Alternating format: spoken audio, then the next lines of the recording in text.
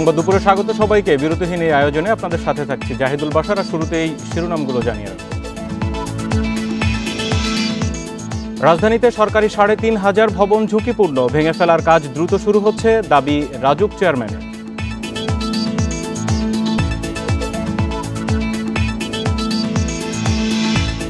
রাজধানীর বিভিন্ন সড়কে খোঁড়াখুঁড়িতে বেড়েছে যানজট, এক জায়গায় ঘণ্টার পর ঘণ্টা অপেক্ষা, ভোগান্তি চরমে।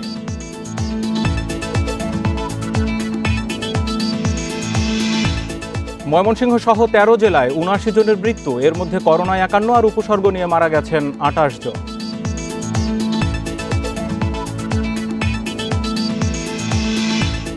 এক মাসে ঢাকার হাসপাতালে ডেঙ্গু রোগী বেড়েছে ৩ গুণ, দেরিতে চিকিৎসা নেওয়ায় বাড়ছে নানা জটিলতা।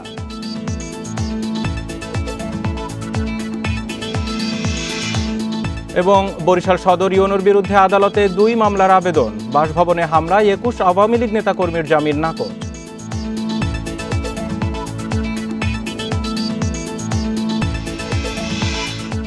এবার পুরো খবর। রাজধানীতে সরকারি প্রায় ৩,৫০০ ভবন ঝুঁকিপূর্ণ, এসব ভেঙে ফেলার কাজ দ্রুত শুরু হচ্ছে বলে জানিয়েছেন রাজুক চেয়ারম্যান। ঝুঁকিমুক্ত পুরান ঢাকা গড়তে, সড়ক বড় করতে দক্ষিণ সিটিকে সঙ্গে নিয়ে মাঠে নামছেন তারা। এছাড়া ভবন নির্মাণে অনিয়মে জড়িতদের আনা হচ্ছে আইনেরাও। রাজুকের পুরাতন বিল্ডিং কোড অনুযায়ী সামনাসামনি দুটি ভবনের রাস্তার দূরত্ব ১০ ফুট থাকার কথা থাকলেও এক্ষেত্রে তা মানা হয়নি, আর ওপরের দিকে দূরত্ব রয়েছে মাত্র ১ ফুট। নগর পরিকল্পনাবিদদের মতে রাজধানীর বেশিরভাগ ভবনই তৈরি করা হয়নি বিল্ডিং কোড অনুযায়ী, তাই ভূমিকম্পের মতো কোনো দুর্যোগ ঘটলে বিপদে পড়বে রাজধানীবাসী। সেক্ষেত্রে ভবন নির্মাণের ক্ষেত্রে রাজুককে আরও সতর্ক দৃষ্টি দেওয়ার পরামর্শ নগর পরিকল্পনাবিদদের। ভবন মালিক বলছেন ১ কাঠা জমিতে ৬ তলা ভবনটি নির্মাণ করেছেন তিনি। তলার সঙ্গে পাল্লা দিয়ে বেড়েছে ফ্ল্যাটের আয়তন। প্রতিবেশীরা জানাচ্ছেন ফাউন্ডেশন ছাড়াই তোলা হয়েছে ভবনটি। পাইলিং করে নাই, পাইলিং ছাড়া বিম তুলা মানে উঁচু তলা করে নিছে আর কি, ৫-৬ তলা করে নিছে। যখন ভবন ৩ তলা ছিল এটা, এরপরে আমরা রাজুকের অনুমোদন তারা নিয়েছে কিনা এটা আমরা জানি না বিষয়টা এলাকাবাসী হিসাবে। আরেকটা বিষয় হচ্ছে এটা অনেক আগে থেকে হেলে পড়ছে, বাতাসে বা কোনো কারণে ঢেলে পড়ছে, আমি ভেঙে ফেলবো। বানানো এটা হেলে নাই, এটা বানানোর তো বাড়িটা, এর জন্য এরকম দেখা যাচ্ছে। শনিবার বনানীর চেয়ারম্যান বাড়িতে আগুন লাগে ৬ তলা ভবনের ৩য় তলায় থাকা এমিকন নামের একটি প্রতিষ্ঠানের গুদামে। সেখানে দাহ্য পদার্থ থাকায় ৪ ঘন্টার চেষ্টায় আগুন নিয়ন্ত্রণে আনে ফায়ার সার্ভিসের ১৫টি ইউনিট। এখন রাজুক চেয়ারম্যান বলছেন এফআর টাওয়ার দুর্ঘটনার পর রাজধানীর ঝুঁকিপূর্ণ ভবনের যে তালিকা হয়েছে তা নিয়ে কাজ চলছে। এর অংশ হিসেবে প্রথমেই সংস্কার বা ভেঙে ফেলা হবে সরকারি প্রায় ৩,৫০০ ভবন। রাজুক একটি প্রকল্প নিয়েছে ওয়ার্ল্ড ব্যাংকের সহায়তায়। ইতিমধ্যে আমরা প্রথমে সরকারি আবাসনগুলো, স্কুল, কলেজ, হাসপাতাল, পাবলিক বিল্ডিং আমরা প্রায় ৩,৫০০ ভবন আমরা চিহ্নিত করেছি। স্টাডি শেষ হয়ে গেছে, আমাদের সয়েল টেস্ট হচ্ছে এগুলোর। আমরা চেষ্টা করবো এগুলোকে রেকটিফাই করার জন্য। যদি রেকটিফাই করা যায় ভালো, অথবা এগুলি কিন্তু পুনর্নির্মাণ করতে হবে। ভবন নির্মাণে এখন শুধু লেআউট প্ল্যান দেওয়া হলেও আগামীতে স্ট্রাকচারাল প্ল্যান দেওয়া হবে বলে জানিয়েছেন রাজুক চেয়ারম্যান। আর বিল্ডিং ইন্সপেক্টরের পাশাপাশি পেশাজীবী সংগঠনকে যুক্ত করতে সংশোধন হচ্ছে বিধিমালা। Hasib Mahmud Shah, independent News, Dhaka. এখনো দেশের বিভিন্ন জায়গায় প্রধানমন্ত্রীর উপহারের ঘর নিয়ে অনিয়মের অভিযোগ উঠছে। সরকারি অর্থায়নে নির্মিত হলেও হতদরিদ্রদের কাছ থেকে টাকা আদায়ের অভিযোগও পাওয়া গেছে। স্থানীয়দের অভিযোগ, ঘর তৈরিতে নিম্নমানের নির্মাণ সামগ্রী ব্যবহার করা হয়েছে। তদন্ত করে ব্যবস্থার আশ্বাস প্রশাসনের। ভারী বৃষ্টি হলেই জয়পুরহাটের কালাইয়ে আবাসন প্রকল্পের ঘরগুলো পানিতে তলিয়ে যাচ্ছে, ফাটল ধরেছে দেয়ালে। ইউএনও মোবারক হোসেনের খেয়ালখুশি মতো কাজ করায় আবাসন প্রকল্পের বাড়িগুলোতে এমন দুর্ভোগ বলে অভিযোগ এলাকার লোকজনের। আমরা যাতায়াত করতে পারি না, পানি যদি বেশি চলে তাহলে ঘরের ভিতর পর্যন্ত যায়। বেশি বন্যা হলে আমরা থাকবো কিভাবে? আমাদের ঘরে পানি ওঠে, আমরা কিভাবে থাকবো? তখন আমাদের বিছনা খাতা নিয়ে বাইরে যাওয়া লাগে। ঠাকুরগাঁও সদরে ঘর বরাদ্দ পাওয়া তালিকার অনেক পরিবারই সচ্ছল। টাকার বিনিময়ে একই পরিবারকে একাধিক ঘর দেওয়ার অভিযোগও রয়েছে। যাদের পাকা বাড়ি ঘর, ওরা ঘর পাইছে, ছাড়া আমাদের এই অসহায় লোকরা পাই না। তখন আপনার দেখার বিষয় নেই, তাহলে আমরা কার কাছে যা দাঁড়াবো? দোষীদের বিরুদ্ধে ব্যবস্থা নিতে তদন্ত চলছে বলে জানিয়েছেন উপজেলা নির্বাহী কর্মকর্তা। এই ধরনের অভিযোগ পাওয়া যাবে যে তাদের ঘর এবং সচ্ছল রয়ে তারা, সে বিষয়ে আমরা তদন্ত করে তাদেরকে অবশ্যই বরাদ্দ বাতিল করব। খাগড়াছড়ির মাটিরাঙ্গাতে প্রতিটি ঘরের জন্য সরকার 1,97,000 টাকা বরাদ্দ দিলেও গৃহহীনদের কাছ থেকে টাকা নেয়ার অভিযোগ উঠেছে ইউপি চেয়ারম্যান ফারুক হোসেন লিটনের বিরুদ্ধে। ঘর নির্মাণেও ব্যবহার হয়েছে নিম্নমানের সামগ্রী। কোনো মতনে শেষ হয় নাই ঘরের কাছে, এখন ফ্লোর রয়েছে, টয়লেট রয়েছে, সবকিছু রয়ে গেছে। অর্ধেকের ভিতরে ওরা ফালাই গেছে, বলছে যে আপনারা এগুলো করে নিয়ে। 50,000 টাকা দিছে, কোনো কোনো ঘরে 30,000 টাকা দিছে, মানে 20,000-এর নিচে কোনো টাকা নাই। এর মধ্যে আবার সিমেন্টও দিছে কেউ কই, আবার ওই যে বুতিরগুলো আছে, এই বুতিরগুলো নিজের সব ঘরওয়ালার এই বুতিরগুলো কিনে দেওয়া লাগছে। চুয়াডাঙ্গা ও ঝিনাইদহে কয়েক মাসের মধ্যেই ব্যবহার অনুপযোগী হয়ে পড়েছে আশ্রয়ণ প্রকল্পের ঘরগুলো। তাই বাধ্য হয়ে অনেকেই ছেড়ে দিয়েছেন। যারা এখনো বসবাস করছেন তারাও নানা প্রতিকূল অবস্থার মুখোমুখি হয়েছেন। সোহেলি জাহান, ইন্ডিপেন্ডেন্ট নিউজ ডেস্ক। টানা 2 দিন তীব্র যানজটে নাকাল রাজধানীবাসী। সকাল থেকে রাজধানীর Tejgaon, Hatirjheel, new market, elephant road, Uttara সহ বিভিন্ন সড়কে লম্বা লাইনে অপেক্ষা করছে প্রতিটি গাড়ি। ভুক্তভোগীরা জানান, বাড়তি গাড়ির চাপের পাশাপাশি রাজধানীর বিভিন্ন এলাকায় যত্রতত্র বিভিন্ন সংস্থার রাস্তা খোঁড়াখুড়ির ফলে যানজট তীব্র হয়েছে। লকডাউনের দীর্ঘ সময় সড়ক ফাঁকা থাকলেও এখন চলছে খোঁড়াখুড়ি। এতে চলাচলের সমস্যার পাশাপাশি ধুলায় আশপাশের পরিবেশ দূষিত হচ্ছে বলে অভিযোগ করেছেন অনেকেই। যানজটে সবচেয়ে বেশি ভোগান্তিতে পড়েছেন যাত্রীরা। তবে বেলা বাড়ার সাথে সাথে কিছুটা কমেছে গাড়ির চাপ। ফার্মগেট, বিজয় সরণি, আছাদ গেট, শ্যামলী, কলাবাগান সহ রাজধানীর বিভিন্ন সড়কে যানজটের কারণে দীর্ঘ সময়ে গাড়ি না পেয়ে অপেক্ষা করতে দেখা গেছে কয়েকশো যাত্রীদের। যানবাহনের চাপ সামাল দিতে হিমশিম অবস্থা ট্রাফিক পুলিশের।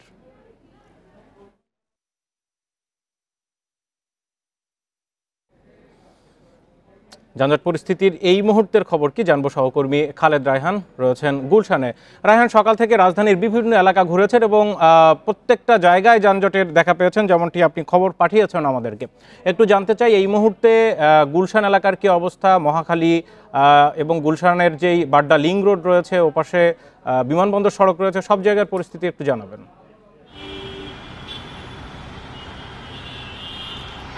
সকাল থেকে গাড়ির যে চাপ ছিল সেই চাপটা কিন্তু একটার পর কিছুটা কমলেও সড়কে যানজট কিন্তু একেবারেই কমেনি, বরং সকালে যে অবস্থা ছিল এখন অনেকটা একই অবস্থায় রয়েছে। আমি যদি এখন দেখাই এই গুলশানের চিত্র, প্রত্যেকটি সিগন্যাল, বিশেষ করে গুলশানের সিগন্যাল, এক একটি সিগন্যালে অন্যান্য যে কোনো সময় 5 থেকে 7 মিনিট অপেক্ষা করতে হলেও আজকে অপেক্ষা করতে হচ্ছে তার চেয়ে বেশি সময় ধরে। তার কারণটি হচ্ছে একটি সিগন্যাল ছেড়ে যখন আরেকটি রাস্তায় সে গাড়িগুলো যাবে সেখানেই তারা যেতে পারছে না। যেমনটি আপনি বলছিলেন যে রাজধানীর বিভিন্ন জায়গায় খোঁড়াখুড়ি হয়েছে, দীর্ঘদিন লকডাউন ছিল, লকডাউনের সময় কিন্তু আমরা কোনো রকমের খোঁড়াখুড়ি দেখিনি, কিন্তু গত 2 থেকে 3 দিন বা 1 সপ্তাহ ধরে যে চিত্রটি দেখতে পাচ্ছি রাজধানীর বিভিন্ন এলাকায় বিভিন্ন সংস্থা থেকে কিন্তু উন্নয়নের নামে উন্নয়ন করা হবে, বিভিন্ন রকমের মেরামতের কাজের জন্য এই যে রাস্তাগুলো খোঁড়াখুড়ি করা হয়েছে তার ফলে এই যানজটটি তৈরি হচ্ছে। গতকালকে বনানীতে আগুন লেগেছিল ভবন, আপনি নিশ্চয়ই জানেন। তারপরে আশঙ্কা করা হয়েছিল সে আগুনের কারণে হয়তো যানজট গতকালকে ছিল, কিন্তু আজকের অবস্থাও কিন্তু একেবারে ভয়াবহ। আমি সকাল দুপুর 12টার সময় যখন সরাসরি সম্প্রচার জানাচ্ছিলাম তখনও প্রায় 7 রাস্তা থেকে তেজগাঁও, 7 রাস্তা থেকে গুলশান 2 নম্বরে আসতে 2 ঘন্টারও বেশি সময় লেগেছিল। তার মানে আপনি 1.5 থেকে 2 কিলোমিটার রাস্তা যেতে 1 ঘন্টা, 1.5 ঘন্টা, 2 ঘন্টা সময় লাগছে। এবং যারা আসলে ঘর থেকে বের হচ্ছেন তারাও একেবারে নিরুপায় হয়েই তাদেরকে বের হতে হচ্ছে, এবং যারা বের হচ্ছেন তারা কিন্তু নানা রকমের ভোগান্তির মধ্যে পড়ছে। তার কারণটি হচ্ছে যাদের অফিস সকাল 9টায় ছিল তারা অন্যান্য দিনে 8টার সময় বের হলেও তারা কিন্তু আসলে আজকে সে ঠিক মতো অফিসে যেতে পারেনি। এখন সড়কের চাপ কিছুটা, সড়কে যানবাহনের চাপ কিছুটা কম থাকার পরেও আমরা কিন্তু দেখছি যে যানজট কিন্তু একেবারে কমেনি। গুলশান একটি ব্যস্ততম এলাকা, এখানে প্রায় সময়ই যানজট থাকে, কিন্তু আজকের চিত্র অন্যান্য যে কোনো দিনের চেয়ে কিন্তু ভিন্ন। সকাল থেকে যে যানজট ছিল সেটা এখনও রয়েছে। দীর্ঘ যানজটের পর বেলা বাড়ার সাথে সাথে কিছুটা কমেছে ভোগান্তি, তবে বিকেলে আবার যখন অফিসগুলো ছুটি হবে তারপরের থেকে কিন্তু আবার যানজটে পড়ার শঙ্কার কথা জানাচ্ছিলেন আমাদের সহকর্মী।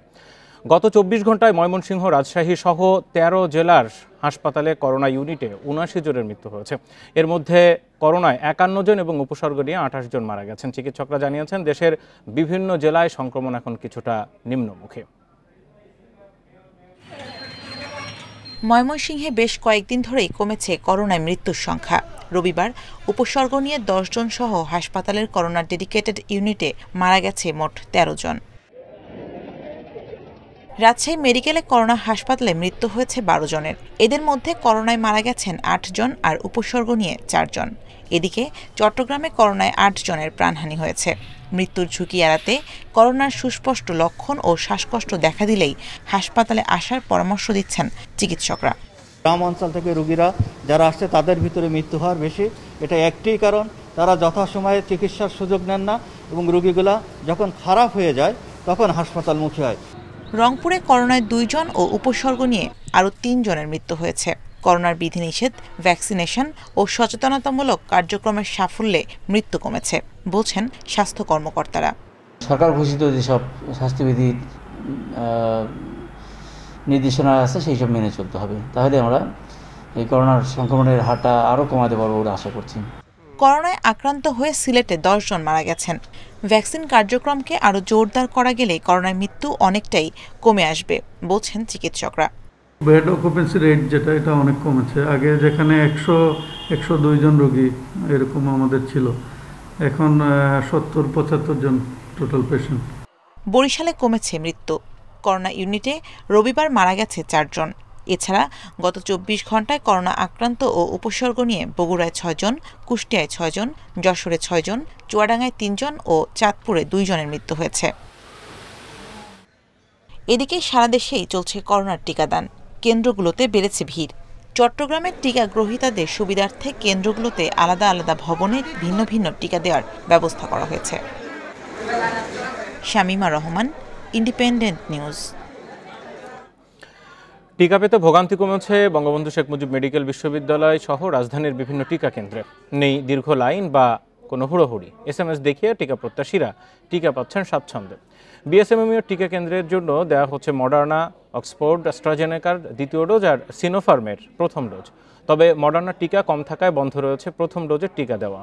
সৌদি প্রবাসীদের জন্য শনিবার এই কেন্দ্রে 1ম ডোজের অ্যাস্ট্রাজেনেকার টিকা দেওয়া হয়েছে প্রায় 1000 জনকে। সব মিলিয়ে এই কেন্দ্রে টিকা দেওয়া হয় 2190 জনকে। কর্তৃপক্ষ বলছে টিকার সংকট না থাকায় বেড়েছে টিকাদানের গতি। এজন্য দীর্ঘ লাইনে দাঁড়িয়ে ভোগান্তিও কমেছে।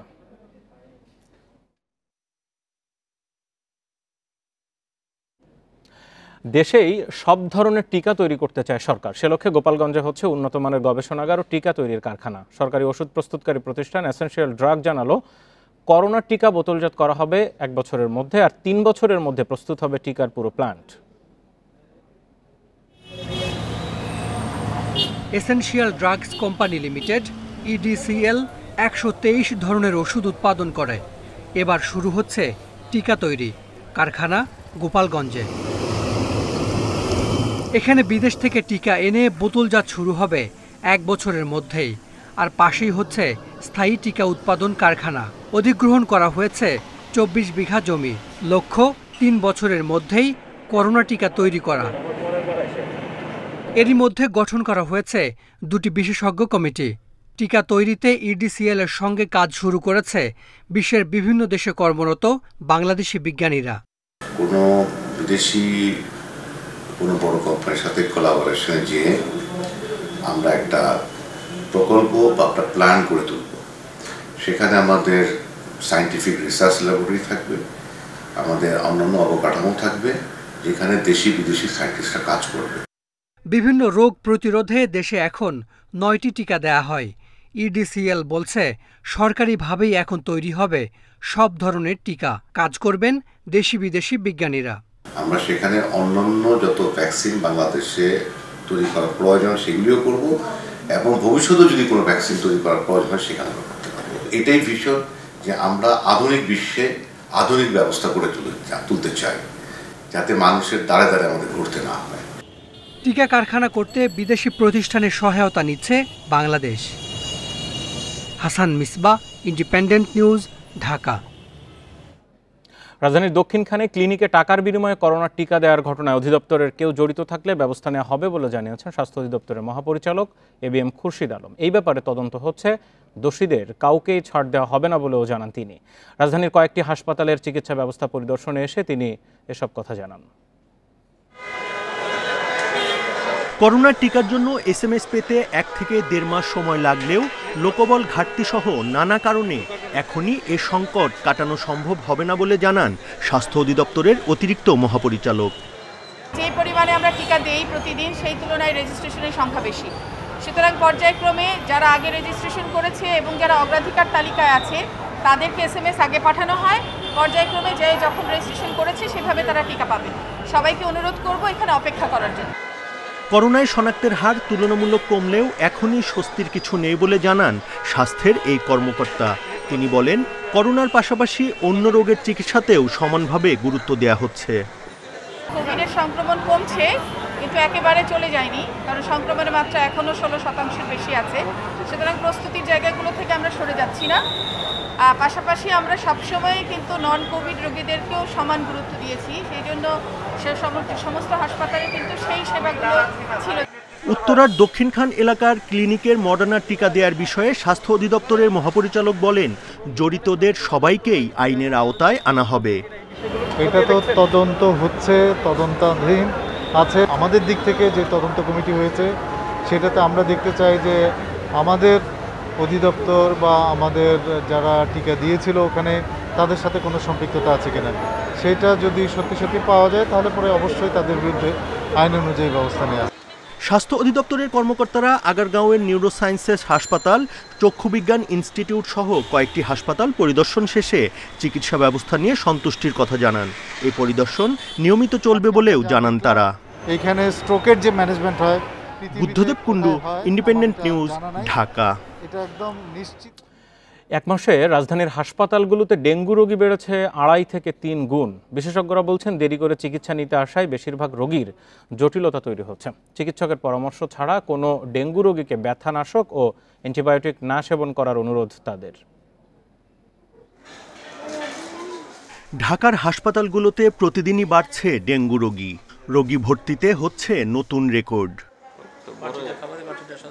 ঢাকা শিশু হাসপাতালে জানুয়ারি থেকে মে পর্যন্ত ডেঙ্গু রোগী ভর্তি হয়েছে মাত্র 5 জন, জুনে 14 জন, জুলাইয়ে 104 জন ভর্তি হলেও আগস্টের 20 দিনে ভর্তি হয়েছে 228 জন রোগী।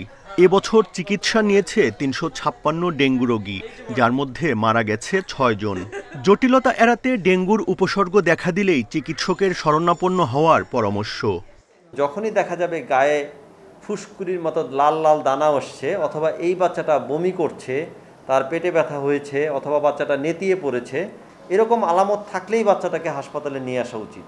রক্তক্ষরণ হয়েছে, কারো লাংসে পানি জমেছে, কারো পেটে পানি জমেছে, এরকম অবস্থায় বাচ্চাগুলি চলে আসছে, যেটা আমাদের জন্য খুবই কষ্টকর হয়ে যায় এদেরকে প্রপার ম্যানেজমেন্ট দিতে।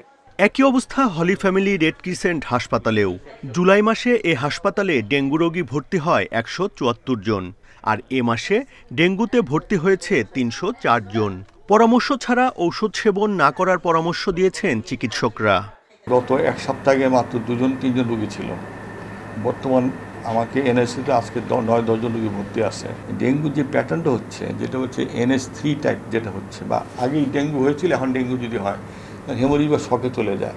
কখনোই কোনো বাচ্চাকে অন্য পেইন কিলার জাতীয় ওষুধ যেগুলি জ্বরের জন্য ব্যবহৃত হয় সেগুলি কখনোই ব্যবহার করা যাবে না ডেঙ্গুতে, তাহলে সেটা খুবই খারাপ কিছু করতে পারে আপনার বাচ্চার। হাসপাতালগুলোর তথ্যমতে সবচেয়ে বেশি ডেঙ্গু রোগী পাওয়া গেছে রাজধানীর শনির আখড়া, যাত্রাবাড়ি, জুরাইন, কদমতলী ও খিলগাঁও এলাকায়। Buddhadeb Kundu, Independent News, Dhaka. খুলনা বিভাগ ও পার্শ্ববর্তী জেলাগুলোতে বাড়ছে ডেঙ্গুর প্রকোপ। করোনা ও ডেঙ্গুতে একসাথে আক্রান্ত হচ্ছে অনেকেই। এরই মধ্যে খুলনা মেডিকেল কলেজ হাসপাতালে চালু করা হয়েছে ডেঙ্গু ওয়ার্ড, কিন্তু হাসপাতালের ব্লাড সেল সেপারেটর মেশিন অকেজো থাকায় ডেঙ্গু চিকিৎসায় সমস্যায় পড়ছেন চিকিৎসকেরা। গত 14 আগস্ট খুলনা মেডিকেলে চালু হয় ডেঙ্গু ইউনিট। এরপর বিভাগ ও পার্শ্ববর্তী জেলার 16 রোগী এখানে চিকিৎসা নিয়েছেন। বর্তমানে চিকিৎসাধীন 7 জন, এর মধ্যে 2 জন করোনা ও ডেঙ্গু উভয় রোগে আক্রান্ত। চিকিৎসকরা বলছেন, বর্তমানে করোনা, ডেঙ্গু ও সাধারণ ফ্লুর লক্ষণ প্রায় একই ধরনের। এজন্য উপসর্গ দেখা দিলেই পরামর্শ নেওয়ার তাগিদ দিচ্ছেন তারা। যখনই প্রাথমিক লক্ষণ দেখা দিবে, সাথে সাথে অভিজ্ঞ চিকিৎসকের কাছে আসবেন। তার এই লক্ষণ দেখে চিকিৎসক এটার পার্থক্য ভালোভাবেই বুঝতে পারেন এবং তিনি বলে দিতে পারবেন যে তার ডেঙ্গু হয়েছে না করোনা হয়েছে না এটা ভাইরাল ফিভার। ডেঙ্গু রোগীদের চিকিৎসায় আলাদা ইউনিট চালু করা হলেও ব্লাড সেল সেপারেটর মেশিনটি গত 11 মাস ধরে অকেজো। এতে গুরুতর রোগীদের চিকিৎসা নিয়ে সমস্যায় পড়েছেন চিকিৎসকরা। তখন প্লেটলেট দেবে যখন রোগীর রক্তক্ষরণ হয়, চোখ দিয়ে মুখ দিয়ে রক্ত পড়ে, পায়খানা প্রসবের রাস্তাতে রক্ত পড়ে, প্লেটলেট অনেক কমে যায়, 5,000 10,000 নিচে চলে আসে, তখনই কিন্তু প্রয়োজন হয়। অবশ্যই মেশিনের প্রয়োজন আছে এবং এটা থাকলে রোগীরা অনেক দ্রুত সুস্থ হয়ে যাবে এবং মৃত্যুর হাত থেকে রক্ষা পাবে। খুলনা বিভাগে এখন পর্যন্ত ডেঙ্গু রোগী শনাক্ত হয়েছে 68 জন, এদের মধ্যে মারা গেছেন 1 জন। অভিজিৎ পাল, ইন্ডিপেন্ডেন্ট নিউজ, খুলনা। বরিশাল সদর উপজেলা নির্বাহী কর্মকর্তার বাসভবনে হামলার ঘটনায় এবার ইউনো, মুনিবুর ও কোতোয়ালি থানার ওসি নুরুল ইসলামের বিরুদ্ধে আদালতে 2টি মামলার আবেদন করা হয়েছে। সকালে এই আবেদন 2টি করা হয়। এর মধ্যে একটি মামলার আবেদন করেন সিটি কর্পোরেশনের প্যানেল মেয়র রফিকুল ইসলাম এবং অন্য আবেদনটি করেন রাজস্ব কর্মকর্তা বাবুল হালদার। এতে ওসি, ইউনো, 5 আনসার সদস্য সহ অজ্ঞাত 40 থেকে 45 জনকে আসামি করা হয়েছে। মামলার আবেদনে বাদী অভিযোগ করেন, থানায় মামলা না নেওয়ায় আদালতের দ্বারস্থ হয়েছেন। এদিকে এই ঘটনায় গ্রেপ্তার আওয়ামী লীগ অঙ্গ সংগঠনের 21 নেতাকর্মীর জামিন আবেদন নামঞ্জুর করেছে আদালত। এর আগে বরিশাল সিটি কর্পোরেশনের মেয়র সাদিক আবদুল্লাহ ও নেতাকর্মী সহ কয়েকশো জনের বিরুদ্ধে 2টি মামলা করে পুলিশ ও ইউনো।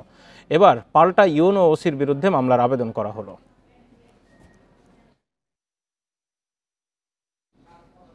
পানি সম্পদ প্রতিমন্ত্রী ও সিটি মেয়রের অনুসারীদের বিভক্ত বরিশাল জেলা আওয়ামী লীগের রাজনীতি। প্রতিমন্ত্রী জাহিদ ফারুককে কোণঠাসা করতে পুরো শহরে একটা ব্যানার, ফেস্টুন পর্যন্ত টানাতে দেয় না নিজ দলের প্রতিপক্ষ। জেলার রাজনীতি এককভাবে মেয়র সাদিক আবদুল্লাহ নিয়ন্ত্রণ করায় বঞ্চিত আওয়ামী লীগের দুর্দিনের নেতাকর্মীরা। শোকাবহ আগস্টকে ঘিরে বরিশাল শহর ব্যানার ফেস্টুনে ঢাকা। নগর মেয়র সেরনিয়াবাদ সাদিক আবদুল্লাহ ও জেলা আওয়ামী লীগের সভাপতি আবুল হাসনাত আবদুল্লাহকে সামনে রেখে এসব টানিয়েছেন তাদের অনুসারীরা। তবে লক্ষণীয়, শহরে কোথাও নেই বরিশাল সদর আসনের সংসদ সদস্য ও পানি সম্পদ প্রতিমন্ত্রী জাহিদ ফারুকের ব্যানার ফেস্টুন। শুধু সদর উপজেলা কমপ্লেক্সে সংসদের 3টি ব্যানার ঝুলছে। পরিচ্ছন্নতার নামে বুধবার রাতে সেসব ব্যানারই অপসারণ করতে যায় সিটি কর্পোরেশন ও আওয়ামী লীগের সাধারণ সম্পাদক, বরিশাল জেলা আওয়ামী লীগের নেতাকর্মীরা। এর জেরেই ইউনোর বাসায় হামলা। বরিশালের আলোচিত এই ঘটনাটিকে সচেতন নাগরিক সমাজ বলছে, এতদিনে বিরোধের রাজনীতি প্রকাশ্যে এসেছে। এতদিন পর্যন্ত যে গ্রুপিংটি আওয়ামী লীগের মধ্যে অদৃশ্যমান ছিল, সেইটি এখন দৃশ্যমান হলো। চরদখলের মতো অনেকটা, অর্থাৎ সব আমার নিয়ন্ত্রণে থাকবে, আমি তোদের কাউকে বিকশিত হইতে দেব না। এটা চরদখলের মতো, এবং সেরকম ঘটনাটাই বরিশালে ঘটছে। 75 ও 90 পরবর্তী সময়ে যারা দীর্ঘদিন আওয়ামী লীগের রাজনীতি করেছেন, তারা এখন আড়ালে। মহানগর আওয়ামী লীগের কমিটিতে আমরা নাই, অথচ যারা বিএনপি করেছে বিগত দিনে, তারা আজকে আমাদের আওয়ামী লীগের কমিটিতে স্থান পেয়েছে। আমাদের কিন্তু কোনো স্থান নাই, আমরা একটা সদস্য হতে পারিনি। বেশ কিছু নেতা আছে যারা ত্যাগী নেতা, যারা দীর্ঘদিন আন্দোলন সংগ্রামের সাথে জড়িত ছিল, কিন্তু তাদেরকেও বাদ দিয়া এমন লোককে করেছে। অন্য দল থেকে আসা লোক যারা বিএনপির সাথে জড়িত ছিল, তাদেরকে পদ পজিশন দিয়ে দেওয়া হয়েছে, কিন্তু আমাদেরকে বিভিন্নভাবে নিগৃহীত করা হয়েছে। যদিও জেলা আওয়ামী লীগের সাধারণ সম্পাদকের দাবি, দলে কোনো বিরোধ নেই। আবুল হাসনাত আবদুল্লাহ সাহেব শুধু জেলা না, দক্ষিণবঙ্গেরই আওয়ামী লীগের নেতৃত্ব দেন।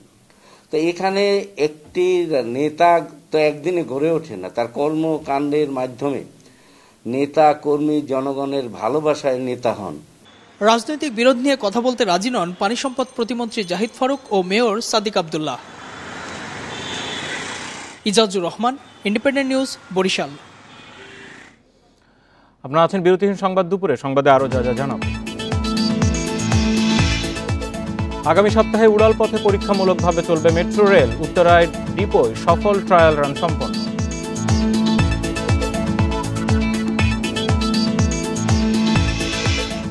বর্তমান সরকার গণতান্ত্রিক নয়, তা নানা ঘটনায় আন্তর্জাতিকভাবে স্বীকৃত হয়ে গেছে বলে দাবি করেছেন বিএনপি মহাসচিব মির্জা ফখরুল ইসলাম আলমগীর।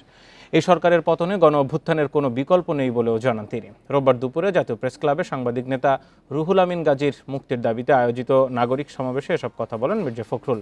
তার অভিযোগ, যারাই গণতন্ত্রের পক্ষে এমন কথা বলছে, তাদের নানাভাবে মামলা দিয়ে হয়রানি করা হচ্ছে। বিএনপি মহাসচিব অভিযোগ করেন, ক্ষমতা ধরে রাখতে সরকার বিচার বিভাগ সহ সকল রাষ্ট্রীয় প্রতিষ্ঠান নিয়ন্ত্রণ করছে। অবিলম্বে রুহুল আমিন গাজী সহ আটক বিএনপি নেতাদের মুক্তির দাবিও জানান মির্জা ফখরুল। এ সময় দেশ ও মানুষের অধিকার রক্ষায় দলমত নির্বিশেষে সবাইকে ঐক্যবদ্ধ হওয়ার আহ্বান জানান বক্তারা।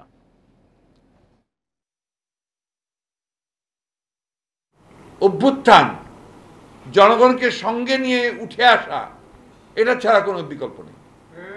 আমাদের হাতে অস্ত্র নেই, আমরা অস্ত্রবাজ নই, আমরা সশস্ত্র সংগ্রামে বিশ্বাস করি না। আমরা জনগণকে সঙ্গে নিয়ে আমরা বিজয় অর্জন করতে চাই। বৃষ্টি ও উজানের ঢলে পদ্মা, যমুনা, তিস্তা, ধরলা সহ দেশের বেশ কয়েকটি নদ নদীর পানি আরও বেড়েছে। এতে ফরিদপুর, রাজবাড়ী, কুড়িগ্রাম, সিরাজগঞ্জ সহ কয়েকটি জেলার নতুন এলাকা প্লাবিত হচ্ছে। এদিকে পানি বাড়ায় নদী তীরবর্তী এলাকায় ভাঙন শুরু হওয়ায় দেখা দিয়েছে আতঙ্ক।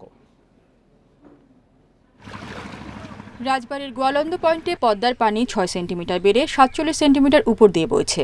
নতুন করে প্লাবিত হয়েছে ৪ উপজেলার পদ্মা তীরবর্তী নিচু এলাকার ঘরবাড়ি ও ফসলের ক্ষেত। সাহায্য করার দরকার। আমাদের এলাকা যে ক্ষেত খোলা আছে সব পানিতে নষ্ট হয়ে গেছে, আমাদের যাতায়াতে অনেক কষ্ট হচ্ছে। কয়েকদিন ধরে পানিবন্দী ফরিদপুর সদর, চরভাদ্রাসন, সদরপুর ও ভাঙ্গা উপজেলার শতাধিক গ্রামের মানুষ। পদ্মায় পানি বাড়ায় ভাঙনের মুখে পড়েছে কুষ্টিয়ার মিরপুর উপজেলার রানখড়িয়া, তালবাড়িয়া এলাকা। এর মধ্যে বিলীন হয়েছে কয়েকশো বসত ভিটা ও কয়েক হাজার হেক্টর ফসলি জমি। আজ 2 দিনের ভিতরে প্রায় 40 বিঘা জমি নামে গেল এই 2 দিনের ভিতরে। হিসাব নিকাশে দেখা যাচ্ছে যে এখানে প্রাইমারি স্কুল আছে, একটা স্কুলটাও ভেঙে যাবে, আবার এই যে আপনার জিকে বাঁধটাও ভেঙে যাবে। লালমনিরহাটে তিস্তার ভাঙনে দুদিনে বিলীন হয়েছে নদী তীরবর্তী ৩০০ বাড়িঘর। এছাড়া সদর, আদিতমারি, হাতীবান্ধা সহ কয়েক উপজেলায় ভাঙন দেখা দিয়েছে। ভাঙন রোধে প্রয়োজনীয় ব্যবস্থা নেওয়া হচ্ছে বলে জানিয়েছে পানি উন্নয়ন বোর্ড। বন্যার কারণে আমরা এখানে ভাঙন দেখতে পাচ্ছি বিভিন্ন স্পটে। আমরা এইগুলো স্পটগুলো ভিজিট করতেছি, যেখানে যে ধরনের ব্যবস্থা গ্রহণ করা দরকার আমরা ঊর্ধ্বতন কর্তৃপক্ষের সাথে আলোচনা করবে। কুড়িগ্রামে ধরলার পানি বিপদসীমার ৭ সেন্টিমিটার উপর দিয়ে প্রবাহিত হচ্ছে। এছাড়া বিপদসীমার খুব কাছ দিয়ে প্রবাহিত হচ্ছে তিস্তা ও ব্রহ্মপুত্রের পানি। এর মধ্যে জেলার কয়েকশো হেক্টর জমির আমন ক্ষেত পানিতে তলিয়ে গেছে। পানিবন্দী চরাঞ্চলের অন্তত ১০,০০০ মানুষ। এছাড়া সিরাজগঞ্জে যমুনার পানি বেড়ে নদী তীরবর্তী সদর, গাজীপুর, বেলকুচি, চৌহালি ও শাহজাদপুর উপজেলার নিম্নাঞ্চল প্লাবিত হয়েছে। রেশমি নন্দী, ইন্ডিপেন্ডেন্ট নিউজ। রাজবাড়ীর পদ্মাপাড়ের ভাঙনের খবর নিয়ে এই মুহূর্তে সেখান থেকে আমার সাথে সহকর্মী শামীম রেজা যুক্ত আছেন। শামীম, রাজবাড়ীর বিভিন্ন এলাকায় পদ্মার যে ভাঙন, সেই খবর তো আমরা দীর্ঘদিন ধরে প্রচার করছি। পানি উন্নয়ন বোর্ড কোনো ধরনের ব্যবস্থা এখন পর্যন্ত সেসব এলাকায় নিচ্ছেন কিনা, আর এখন ভাঙনের তীব্রতা বেশি কোন দিকে?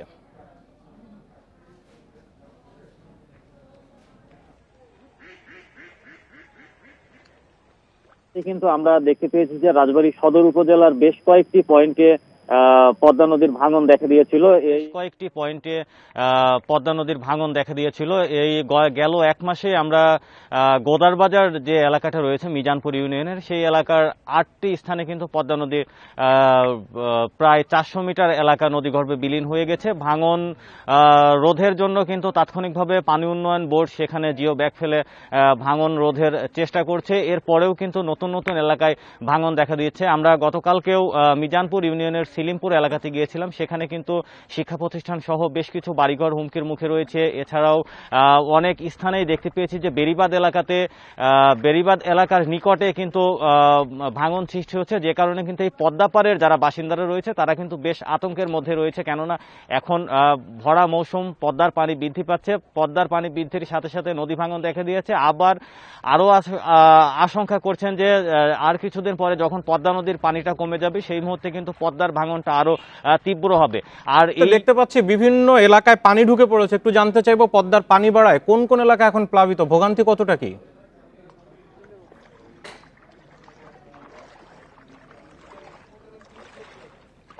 হ্যাঁ, পদ্মা তীরবর্তী এলাকার মানুষরা কিন্তু গত কয়েকদিন ধরে বেশ ভোগান্তিতে রয়েছে। কেননা পদ্মার পানি প্রতিদিনই বৃদ্ধি পাচ্ছে। আজও পদ্মার পানি বৃদ্ধি পেয়ে বিপদসীমার 47 সেন্টিমিটার উপর দিয়ে প্রবাহিত হচ্ছে।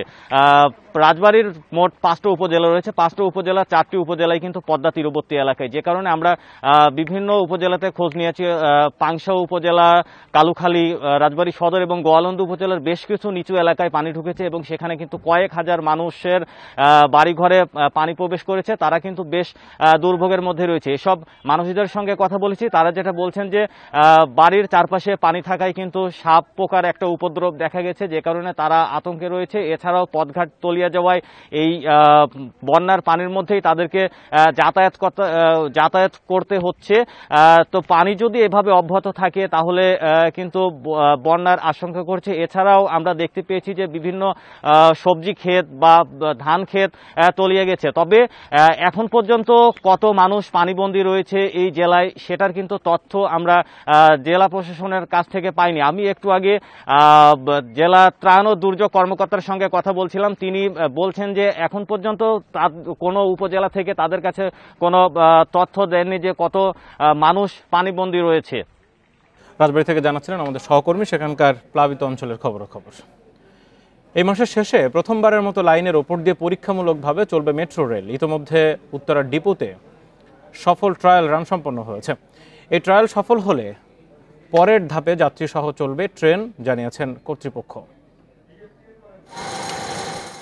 শুক্রবার মেট্রো রেলের তৃতীয় ও চতুর্থ কোচের সেট তুরাগ তীরের জেটি থেকে নেওয়া হয় দিয়াবাড়ি ডিপোতে। মোট 24টি সেট ট্রেনের মধ্যে এ নিয়ে 4 সেট আসলো দেশে। পঞ্চম সেট ট্রেনবাহী জাহাজ বুধবার জাপানের কোবে বন্দর থেকে যাত্রা করবে। গত 18 তারিখে আসছে 2 সেট ট্রেন, এগুলো আমরা এখানে আনলোড করে ডিপোতে পাঠাই। আমাদের যে মেট্রো রেলের বগিগুলো আসে ওয়াগন যেটাকে আমরা বলি, সেটা মংলা থেকে আমাদের উত্তরা দিয়াবাড়ি এই জেটি পর্যন্ত নিয়ে আসে এই বার্জের কাজ। ডিপোর ভেতরে মেট্রো রেলের ট্রায়াল শেষ হয়েছে আগেই। আগামী সপ্তাহে প্রথমবারের মতো উড়াল পথের মূল লাইন বা ভায়া ডাক্টে মেট্রো রেল চলাচল দেখতে পাবে রাজধানীবাসী, জানিয়েছে কর্তৃপক্ষ। এ বছরের শেষেই মেট্রো রেলের কিছু অংশ চালু করার লক্ষ্যে দ্রুত কাজ এগিয়ে চলেছে। আমরা বিভিন্ন জয়েন্ট ইন্সপেকশনে আমরা অংশগ্রহণ করছি, সুতরাং বোঝাই যাচ্ছে যে আমরা সেই যে স্বপ্নের দ্বার, আমরা যে ভায়াডাক্টে যে মেট্রো ট্রেন সেট উঠবে সেটি হয়তো বা অচিরেই এটা স্বপ্ন খুলে যাবে ইনশাল্লাহ। আমাদের জন্য টার্গেট দেওয়া আছে মাসের শেষের দিকে, আমরা সেই লক্ষ্যে কাজ করছি। তবু আল্লাহর ইচ্ছা, দেখা যাক কতদূর কি হয়। প্রথম পর্যায়ে মেট্রো রেলের মোট ট্রেনের সংখ্যা 24টি। প্রতিটি ট্রেনে থাকবে 6টি করে কোচ। বৈদ্যুতিক শক্তিতে চলা এ ট্রেনের সর্বোচ্চ গতি হবে 100 কিলোমিটারের বেশি। Shahid Ahmed, independent News, Dhaka. বিধি লঙ্ঘন করে মাদারীপুরের শিবচরে পুকুর ভরাট করে বানানো হচ্ছে 100 শয্যার আধুনিক উপজেলা স্বাস্থ্য কমপ্লেক্স। এতে ক্ষুব্ধ নাগরিক সমাজ, তবে এর পক্ষে সাফাই গাইলেন জেলা স্বাস্থ্য প্রকৌশল অধিদপ্তর ও স্থানীয় সংসদ সদস্য। এ ব্যাপারে তদন্ত করে আইনানুগ ব্যবস্থা নেওয়ার কথা জানিয়েছেন জেলা প্রশাসক। পৌর শহরের ভূমি নীতিমালা অনুযায়ী কোনো জলাশয় ভরাট করে উন্নয়নমূলক কর্মকাণ্ডের ব্যাপারে বিধিনিষেধ থাকলেও মাদারীপুরের শিবচরে তা মানা হচ্ছে না। সেখানে পুকুর ভরাট করে 23 কোটি 16 লাখ টাকা ব্যয়ে চলছে উপজেলা স্বাস্থ্য কমপ্লেক্সের নতুন ভবন নির্মাণের কাজ। তড়িঘড়ি করে পুকুরটি ভরাট করেছে উপজেলা স্বাস্থ্য প্রকৌশল অধিদপ্তর। সব দপ্তরের সম্মিলিত সিদ্ধান্তেই এই কাজ চলছে বলে জানিয়েছেন উপজেলা স্বাস্থ্য ও পরিবার পরিকল্পনা কর্মকর্তা। আমাদের মেয়র মহোদয় আছি, তারপরে উপজেলা চেয়ারম্যান আছি, তারপরে সর্বোপরি আমাদের জাতীয় সংসদের মাননীয় চিফ হুইপ স্যার আছে, কথা বুঝতে পারছেন। তারা জিনিসগুলো সব কিছুই দেখে। আমার কোনো অনিয়ম লক্ষ্য করে তারা, তাহলে অবশ্যই তারা আমাকে বলে। এই ঘটনায় দোষীদের বিচার দাবি করেছেন সচেতন নাগরিকেরা। পুকুর ভরাট করা, ডোবা নালা ভরাট করা, এটা হাইকোর্ট থেকে এবং সরকারের প্রজ্ঞাপনের মাধ্যমে নিষেধাজ্ঞা দেওয়া হয়েছে। তারপরেও এটি ভরাট করে যদি এই কাজটি করে, এটি আমরা মনে করি এটি একটি অন্যায় কাজ করছে এবং এর সাথে যদি কোনো সরকারি কর্মকর্তা কর্মচারী জড়িত থাকে তাহলে সেটি আরও বেশি অন্যায় কাজ করছে। এদিকে পুকুর ভরাটের পক্ষেই মত দিলেন স্থানীয় সংসদ সদস্য। সরকারি কাজে ব্যবহার হবে, সরকারি বিল্ডিং হবে।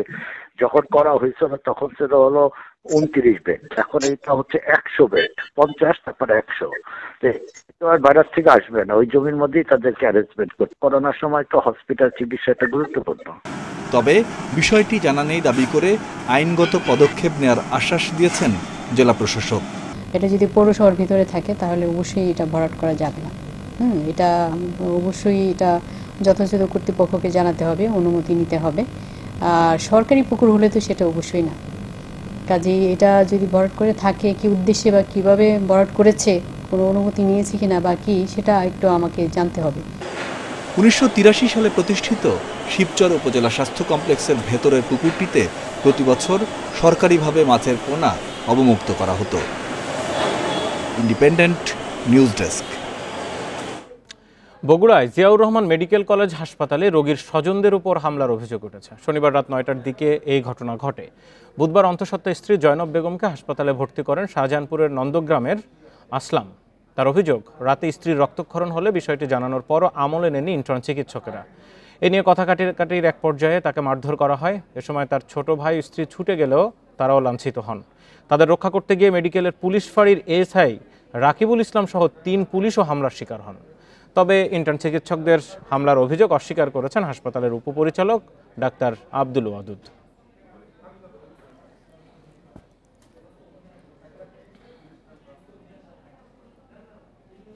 বেতন সংবাদ দুপুরে আছেন আপনারা, এরপর আরো জানাবো। 2 মাস পর স্বর্ণের দাম ভরিতে বাড়ল ১,৫০০ টাকা, আজ থেকে কার্যকর, জানিয়েছে বাজুস।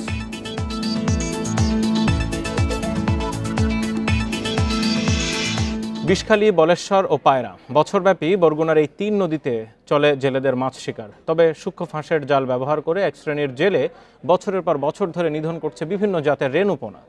এতে একদিকে ইলিশ সহ বিভিন্ন প্রজাতির মাছের বংশবৃদ্ধি যেমন ব্যাহত হচ্ছে, এর সাথে ধ্বংস হতে বসেছে ইকোসিস্টেমও। বরগুনার বলেশ্বর ও বিষখালী নদীর শতাধিক কিলোমিটার এলাকা জুড়ে চোখে পড়বে এমন খুঁটি পেতে সূক্ষ্ম ফাঁসের জাল দিয়ে মাছ ধরার দৃশ্য। এ জালে পোয়া, ট্যাংরা, গুলশা সহ বিভিন্ন প্রজাতির মাছের সাথে আটকা পড়ে জাটকা ইলিশ সহ বিভিন্ন মাছের পোনা। স্থানীয় জেলেরা বলছেন, জোয়ারের পানিতে যখন চর ডুবে যায় তখন এভাবে জাল পেতে মাছ ধরা হয়। এতে বিভিন্ন মাছের পোনার সাথে আটকা পড়ে জাটকা ইলিশ। সকিনা, নিদ্রা, পায়রা, মানে সমস্ত জায়গায় টাকা খাইয়ে বাহিনীতে জাল বাইতেছে। টাকা খাইয়ে জাল বাবায় প্রশাসকে, তাহলে অবরোধ দিয়ে কি হইবে? প্রশাসনের নজরে আনার পরও অবৈধ জাল বন্ধে তেমন কোনো পদক্ষেপ নেওয়া হয় না বলে দাবি মৎস্যজীবী নেতাদের। অন্যদিকে জেলা মৎস্য কর্মকর্তার দাবি, অবৈধ জাল অপসারণে নিয়মিত অভিযান পরিচালনা করা হচ্ছে। জেলা আইন শৃঙ্খলা কমিটিতে যখন মিটিং হয় তখন প্রত্যেক মিটিংয়ে আমি এই জিনিসটা তুলি, কিন্তু আসলে কার্যকলাপ আমি পাই না। কারণ এই প্রশাসন, এই আইন শৃঙ্খলা বাহিনী এই জলদস্যু নিপাত করছে, সাধারণ এই জাল বন্ধ করতে পারে না। বাগেরহাট জেলার সাথে আমরা একটা কম্বিং অপারেশন সেখানে করব, প্রয়োজন আমরা একাধিক কম্বিং অপারেশন করব, এবং আমরা কঠোর অবস্থানে আমরা কোনোভাবেই কোনো অবৈধ জাল, অবৈধভাবে মাছ শিকারকে আমরা কোনোভাবেই বরদাস্ত করব না। অবৈধ জাল বন্ধ করার পাশাপাশি পায়রা, বলেশ্বর, বিষখালী নদীকে ইলিশের অভয়াশ্রম ঘোষণার দাবি বিশেষজ্ঞদের। এই জায়গাগুলোতে ইলিশের অভয়াশ্রম ঘোষণা করা এবং পাশাপাশি যে অবৈধ জালগুলো রয়েছে এইগুলাও যেভাবে দূর করা যায় অতি শীঘ্রই তার ব্যবস্থা নেওয়া। গত 1 বছরে অভিযান চালিয়ে 35 লক্ষ মিটার কারেন্ট জাল ও অন্যান্য অবৈধ 1500টি জাল জব্দ করেছে জেলা মৎস্য বিভাগ। Independent news desk. 2 মাস পর দেশের বাজারে সব ধরনের স্বর্ণের দাম ভরিতে ১,৫১৬ টাকা করে বাড়িয়েছে বাংলাদেশ জুয়েলার্স সমিতি বাজুস। আজ থেকে এই দর কার্যকর হয়েছে বলে এক সংবাদ বিজ্ঞপ্তিতে জানিয়েছে সংগঠনটি। আমদানি পর্যায়ে শুল্ক জটিলতা, বিশ্ববাজারে দর বাড়ায় স্বর্ণের দাম বাড়ানো হয়েছে বলেও জানিয়েছেন ব্যবসায়ীরা। বাজুস নির্ধারিত নতুন মূল্য তালিকা অনুযায়ী রোববার থেকে সবচেয়ে ভালো মানের 22 ক্যারেটের স্বর্ণের দাম বেড়ে দাঁড়াচ্ছে ৭৩,৪৮৩ টাকায়। শনিবার পর্যন্ত এই মানের স্বর্ণের দাম ছিল ভরিতে ৭১,৯৬৭ টাকা। 21 ক্যারেটের প্রতি ভরি ৭০,৩34 টাকা, আর 18 ক্যারেট স্বর্ণের নতুন দাম ৬১,৫৮৬ টাকা। এর আগে সবশেষ গত 20 জুন স্বর্ণের দাম ভরিতে ১,৫০০ টাকা করে কমানো হয়েছিল। তবে অপরিবর্তিত রয়েছে রূপার দাম।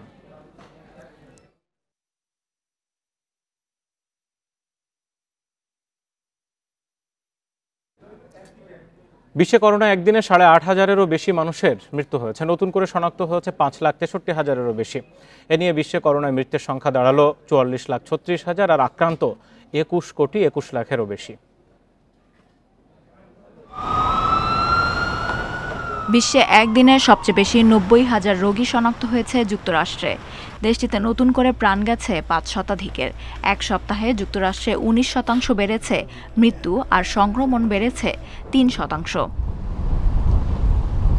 একদিনের সংক্রমণের দিক থেকে দ্বিতীয় অবস্থানে রয়েছে যুক্তরাজ্য। দেশটিতে ১৪% বেড়েছে মৃত্যু, আর ১১% বেড়েছে সংক্রমণ। ভারতে একদিনে ৩২,০০০ নতুন রোগী শনাক্ত হয়েছে। নতুন করে ৪০০ মৃত্যুতে দেশটিতে প্রাণহানি ছাড়িয়েছে ৪,৩৪,০০০। গত এক সপ্তাহে দেশটিতে কমেছে সংক্রমণ ও মৃত্যু। ইন্দোনেশিয়ায় আবারও একদিনে সর্বোচ্চ মৃত্যু হয়েছে করোনায়। 24 ঘন্টায় দেশটিতে প্রাণ গেছে 1361 জনের। প্রাণহানির দিক থেকে ইন্দোনেশিয়ার পরই অবস্থান রাশিয়ার। নতুন 797 জন নিয়ে দেশটিতে মৃতের সংখ্যা ছাড়িয়েছে 1,75,000। করোনায় প্রাণহানি দুশ্চিন্তার কারণ হয়ে দাঁড়িয়েছে ইরানে। 544 জন নিয়ে দেশটিতে মৃতের সংখ্যা ছাড়িয়েছে 1 লাখ।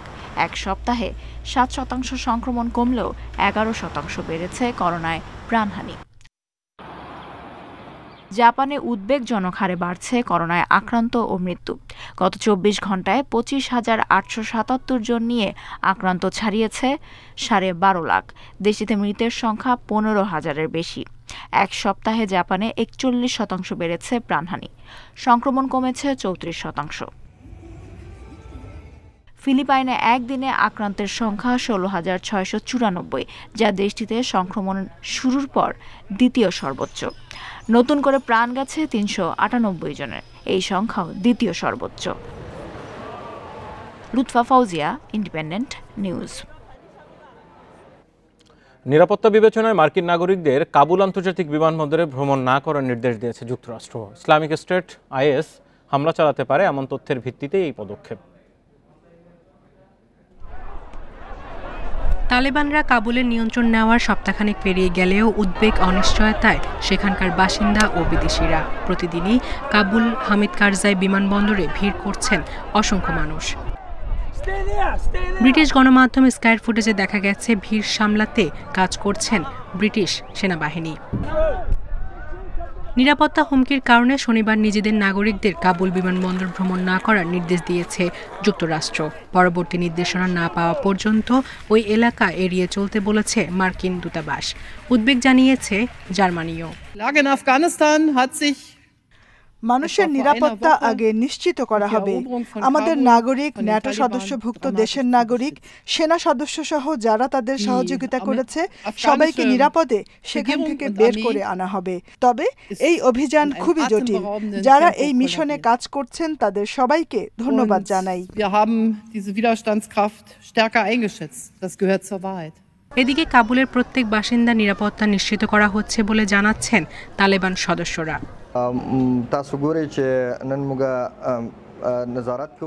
শহরের নিরাপত্তার উপর আমরা নজর রাখছি। আশা করছি পরিস্থিতি শিগগিরই ভালো হবে। তালেবান সদস্য দাবি করে অনেকেই বেসামরিকদের বাড়িতে লুটপাটের চেষ্টা চালিয়েছে, তাদের গ্রেপ্তার করা হয়েছে। ভারতীয় গণমাধ্যম টাইমস অফ ইন্ডিয়া জানিয়েছে বিমানবন্দর থেকে 150 জনকে অপহরণের অভিযোগ উঠেছে তালেবানের বিরুদ্ধে। পরে তাদের ছেড়ে দেওয়া হয়েছে বলে জানায় গণমাধ্যমটি। তবে অপহরণকৃতদের মধ্যে ভারতীয় কতজন ছিল তা জানানো হয়নি। কাবুল বিমানবন্দরের নিয়ন্ত্রণ মার্কিন সেনাদের হাতে থাকলেও চারপাশ ঘিরে আছে তালেবানের তল্লাশি চৌকি, আর সেখানে টহল দিচ্ছে যোদ্ধারা। ভ্রমণের নথিপত্র ছাড়া তালেবান কাউকে বিমানবন্দরে ঢুকতে দিচ্ছে না, এমনকি কাগজপত্র থাকার পরও হয়রানির অভিযোগ উঠছে। সায়রা খান, ইন্ডিপেন্ডেন্ট নিউজ। ঘন্টায় 120 কিলোমিটার বেগে যুক্তরাষ্ট্রের পূর্ব উপকূলের দিকে ধেয়ে আসছে হারিকেন হেনরি। ক্ষয়ক্ষতি এড়াতে নিউ ইয়র্ক সিটিতে জারি করা হয়েছে জরুরি অবস্থা। রোববার নিউ ইয়র্কের লং আইল্যান্ড অথবা নিউ ইংল্যান্ডে হারিকেনটি আঘাত হানতে পারে বলে পূর্বাভাস রয়েছে। হেনরির প্রভাবে ভারী বৃষ্টিপাত হতে পারে বলে জানিয়েছে আবহাওয়া বিভাগ। ভারী বৃষ্টি ও ঝোড়ো হাওয়ায় ব্যাপক ক্ষতির আশঙ্কা করা হচ্ছে। দেখা দিতে পারে বন্যাও। নিউ ইয়র্ক, নিউ ইংল্যান্ড ছাড়াও সতর্কতা জারি করা হয়েছে কানেকটিকাট, ম্যাসাচুসেটস এবং নিউ জার্সিতে। এরই মধ্যে বন্যা দেখা দিয়েছে নিউ জার্সিতে। এদিকে হারিকেন গ্রেসের প্রভাবে সৃষ্ট বন্যায় মেক্সিকোতে 8 জনের মৃত্যু হয়েছে।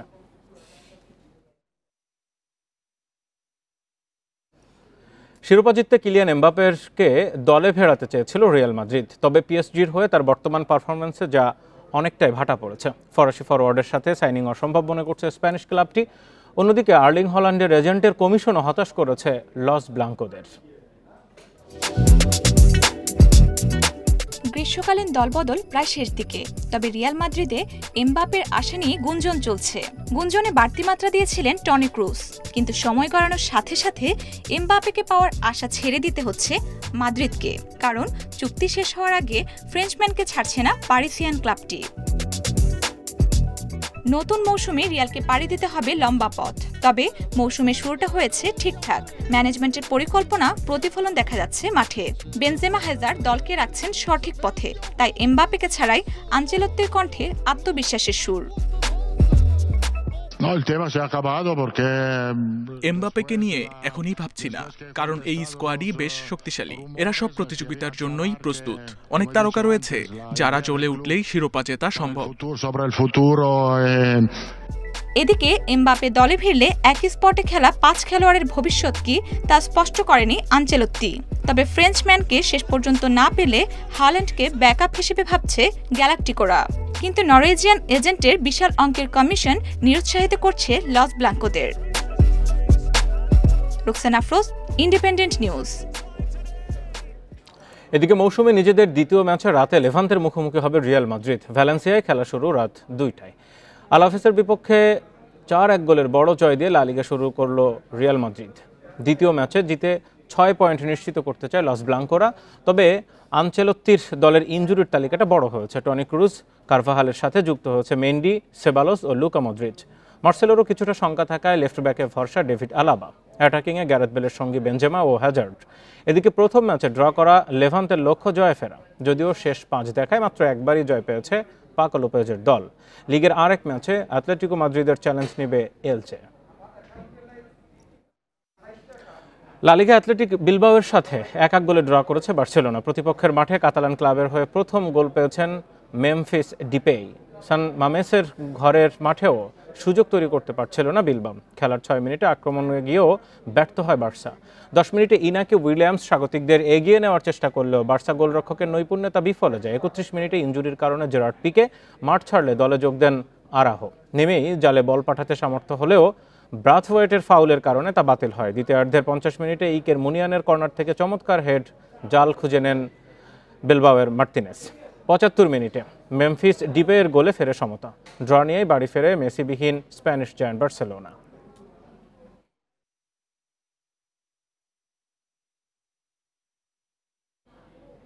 ইংলিশ প্রিমিয়ার লিগে রাতে লন্ডন ডার্বির হাই ভোল্টেজ ম্যাচ এমিরেটসে আর্সেনালের আতিথ্য নেবে চেলসি। খেলা শুরু রাত 9:30টায়। জয় দিয়ে দুর্দান্তভাবে মৌসুম শুরু চেলসির।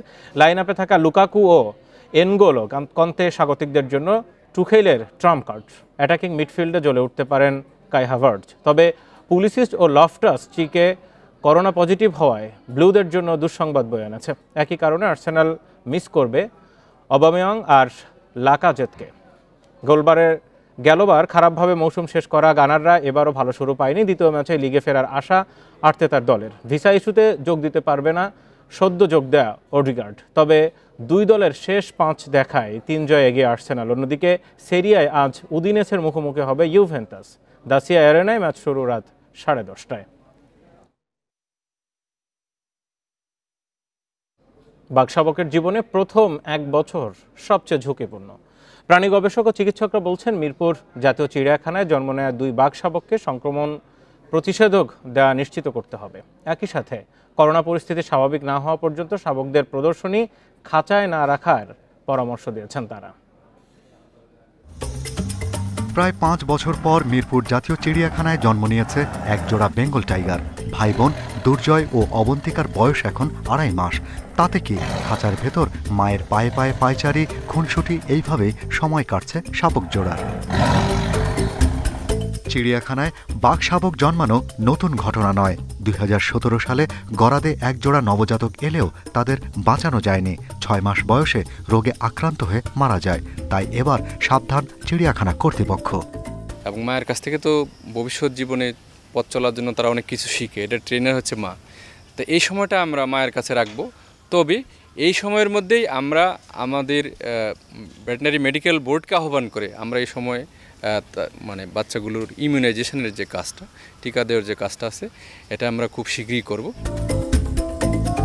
প্রাণী গবেষকেরা বলছেন বাঘ শাবকের জন্য প্রথম 1 বছর সবচেয়ে ঝুঁকিপূর্ণ। এই সময়ে ভাইরাসজনিত রোগে প্রায় 50% নবজাতক মারা যায়। করোনা মহামারীর মধ্যেই চিড়িয়াখানা খোলায় বাঘ শাবকের পরিচর্যায় বাড়তি সতর্কতার পরামর্শ তাদের। 6 মাস থেকে 1 বছরের ভিতরে তার মৃত্যুর ঝুঁকি খুব বেশি। এই মৃত্যুর ঝুঁকিটাকে এড়াতে হলে প্রয়োজনীয় সব ব্যবস্থা করতে হবে। আর সবচেয়ে বড় কথা হলো 6 মাসের ভিতরে চিড়িয়াখানা যে কোনো বাঘের বাচ্চাকে ভিজিটর্সদের সরাসরি এতে আনা যাবে না, সম্মুখীন হওয়া যাবে না। কর্তৃপক্ষ বলছেন শাবক জোড়া সুস্থ রাখার স্বার্থে তাদের খাঁচার সামনে দর্শনার্থীর ভিড় করতে দেয়া হবে না। সব মানুষ যায় সেটাকে ছবি তুলবে, খোঁচা দেবে, আমরা সেটা করতে দেব না। আমরা সেই বিষয়টা আমরা নলেজে রাখবো। আর অন্যান্য দেশের বাইরে যে সমস্ত চিড়িয়াখানা আছে তাদের কেয়ারটেকার, তাদের ব্যবস্থাপনার সঙ্গে আমরা সামঞ্জস্য রেখেই এই ব্যবস্থাগুলো কিন্তু আমরা নিচ্ছি। 3 দশকে মিরপুর চিড়িয়াখানায় জন্ম নিয়েছে 40টি বেঙ্গল টাইগার। এর মধ্যে বর্তমানে 4টি খাঁচায় আছে 11টি বাঘ। Shahriar Anirban, independent News, Dhaka. বিরতির সংবাদ দুপুরের আয়োজন আজ পর্যন্ত। এতক্ষণ সাথে থাকার জন্য ধন্যবাদ। ফেসবুক, ইউটিউব আর টুইটারে চোখ রাখুন সংবাদের আরো বিস্তারিত দেখতে।